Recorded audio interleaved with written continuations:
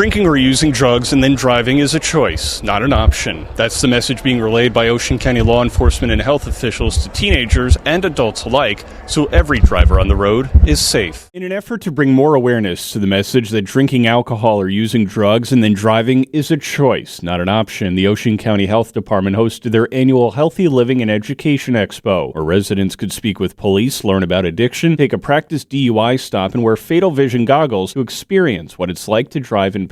Chief of Administrative Services for the Ocean County Health Department, Peter Curatolo, says a DUI conviction will follow you around for the rest of your life. I implore a young person, I implore any person, or a person that's on medication, or a person that's thinking about smoking medical marijuana and driving, you must think before you do. We want a young person to make a good decision before a bad thought enters their mind. Ocean County Prosecutor Bradley Bilheimer said it's important to reiterate the message, don't drive while impaired. We're seeing the levels of impaired driving, people driving under the influence of drugs rise, and we want to make sure they understand that the dangers are still there, whether they're under the influence of alcohol or drugs.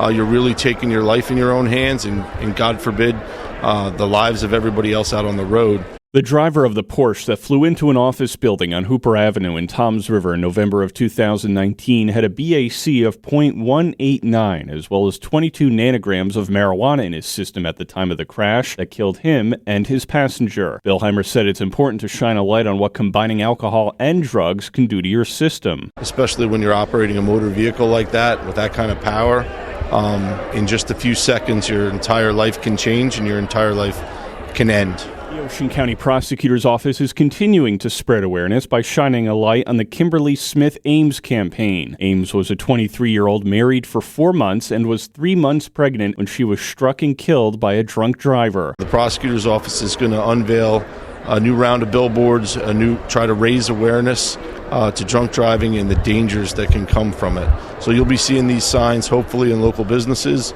some billboards around the Ocean County Mall.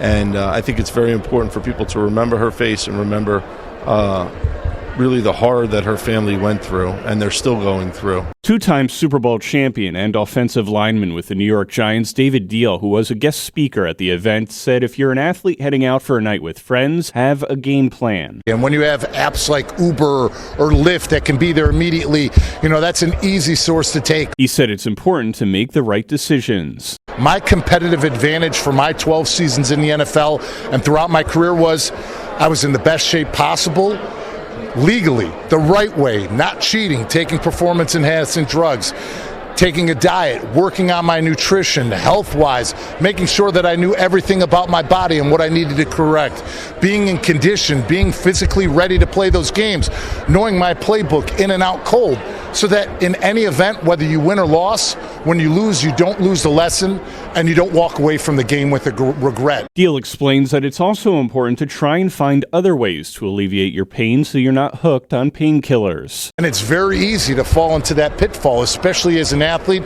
especially if you're not one of the guys who's a starter in the NFL. If you're a special teams guy, if you're a backup, it's easy to sit here and say, okay, maybe I'll just take one game day to get over my ankle.